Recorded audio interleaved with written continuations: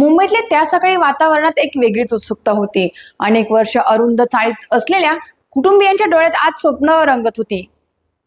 नायगाव मधील बीटीटी चाळ पुनर्विकास प्रकल्पाचा तो खास दिवस, ज्या दिवशी घर हे केवळ कल्पना नव्हे तर वास्तव होणार होतं। यशवंतराव चव्हाण सेंटर मध्ये कार्यक्रम सुरू झाला आणि देवेंद्र फडणवीस यांच्या हस्ते चाव्या देण्याचा क्षण आला। तसं प्रत्येकाचं हृदय धगधगू लागलं। चावी हातात घेताच अनेकांच्या डोळ्यात आनंदाश्रू तरळले। वर्षानुवर्षांची प्रतीक्षा, संघर्ष आणि आशा सगळं त्या छोट्या चावीमध्ये सामावलं होतं।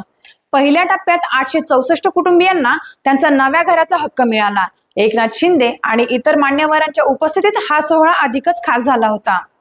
ही फक्त एक चावी नव्हती, ती होती नव्या सुरुवातीची दार उघडणारी किल्ली।